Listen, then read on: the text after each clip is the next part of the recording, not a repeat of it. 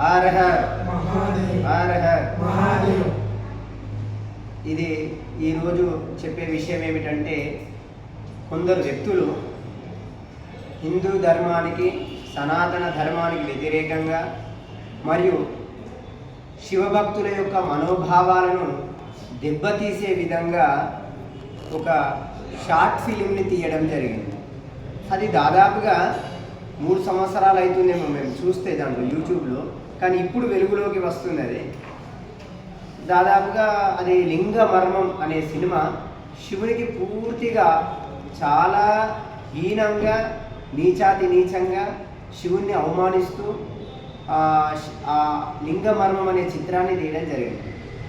మరి లింగ మర్మం అంటే ఈ సప్త ఋషుల కంటే ముందు కూడా అసలు లింగం, ఈ లోకానికి లింగోద్భవం, లింగం అనేది ఏ విధంగా వచ్చిందంటే బ్రహ్మ విష్ణు మధ్య చాలా భయంకరమైన యుద్ధం జరిగితే వారి మధ్య ఉద్భవించినటువంటి ఒక తేజోమయ లింగమే మనకు శివరాత్రి రోజు మనం జరుపుకుంటాం, శివరాత్రిగా జరుపుకుంటాం. దీనికి ఎన్నో కథలు ఉన్నాయి. అంటే బ్రహ్మ విష్ణువుకు మధ్యలో ఉద్భవించినటువంటి లింగమే, వాళ్ళని శాంతింపజేసినటువంటి లింగమే, అది మహాలింగం అంటాం మనం.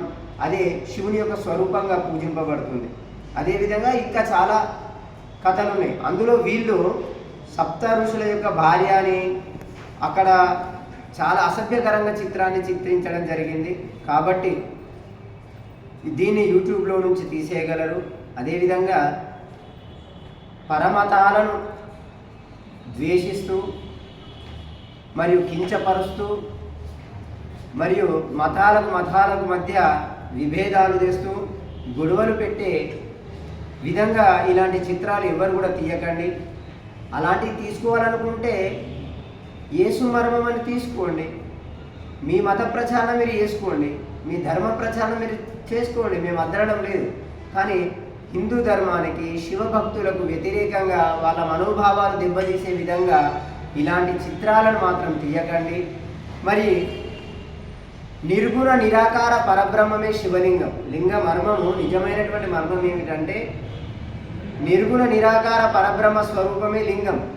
కాబట్టి మరి బ్రహ్మ విష్ణు మధ్యలోపట ఉద్భవించినటువంటి మహా రూపమే లింగ రూపం. ఆ నుంచి మనం శివరాత్రిగా చెప్పుకుంటాము, శుభరాత్రిగా చెప్పుకుంటాము. మా ధర్మంది మాకు లింగం నచ్చిందయ్యా, మేము పూజ చేసుకుంటాము.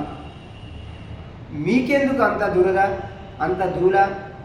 ఇంకో మతాన్ని కించపరచకండి.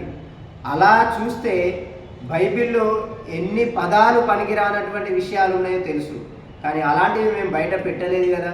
కాబట్టి ఒక మతానికి ద్వేషించి గొడవలు తీసుకొచ్చే విధంగా చేయకండి. దాన్ని వెంటనే యూట్యూబ్లోకి తీసేయాలి. దీనిపైన ఎవరెవరు చూస్తున్నారో భక్తులందరూ కూడా వీళ్ళపైన కఠినమైనటువంటి చర్య తీసుకోవాలి, వీళ్ళకి శిక్ష పడాలి.